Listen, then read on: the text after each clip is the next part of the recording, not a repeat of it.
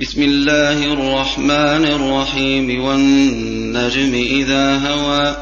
ما ضل صاحبكم وما غوى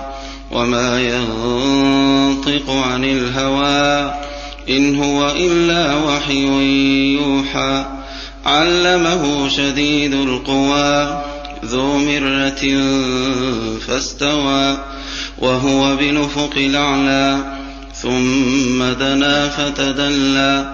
فكان قاب قوسين أو أدنى فأوحى إلى عبده ما أوحى ما كذب الفؤاد ما رأى أفتمارونه على ما يرى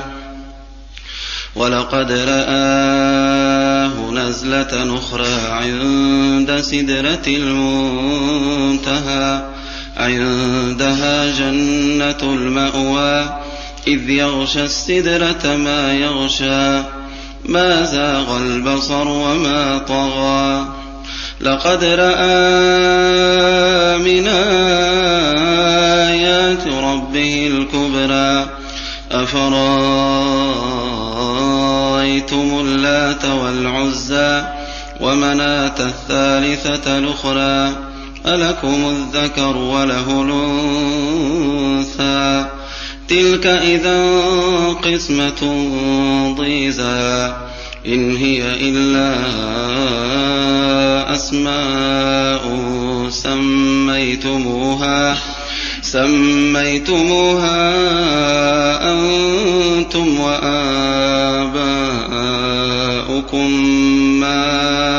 أنزل الله بها من سلطان إن يتبعون إلا الظن وما تهوى الأنفس ولقد جاءهم من ربهم الهدى أم للإنسان ما تمنى فلله الآخرة والأولى وكم من ملك في السماوات لا تغني شفاعتهم شيئا إلا من بعد أن يأذن الله لمن يشاء ويرضى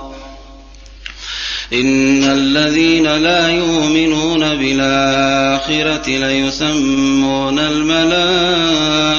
تسمية الأنثى وما لهم به من علم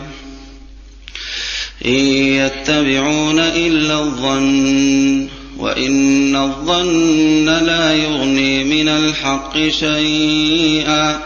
فأعرض عن من تولى عن ذكرنا ولم يرد إلا الحياة الدنيا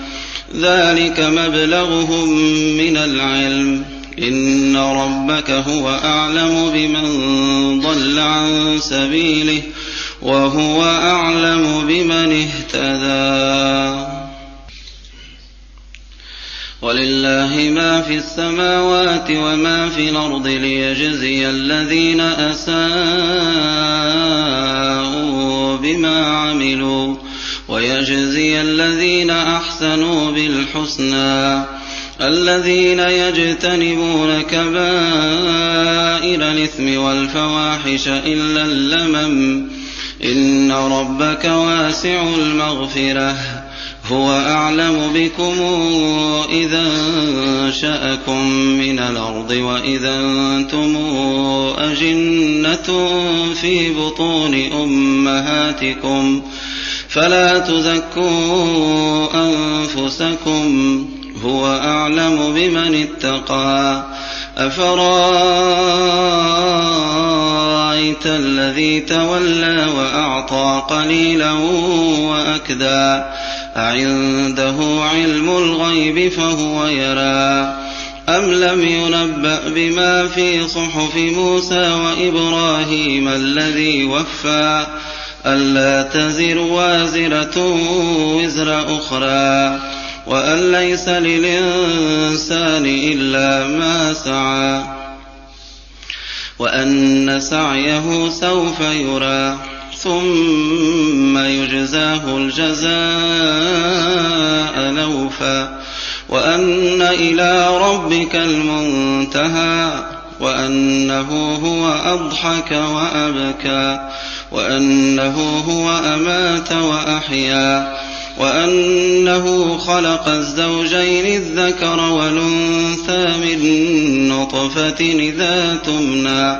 وأن عليه النشأة الأخرى وأنه هو أغنى وأقنى وأنه هو رب الشعرى وأنه أهلك عادا الأولى وثمودا فما أبقى وقوم نوح من قبل إنهم كانوا هم أظلم وأطغى والمؤتفكة أهوى فغشاها ما غشى فبأي آلاء ربك تتمارى هذا نذير من النذر الأولى أزفت الآزفة ليس لها من دون الله كاشفة أفمن هذا الحديث تعجبون وتضحكون ولا تبكون وأنتم سامدون فاسجدوا لله واعبدوا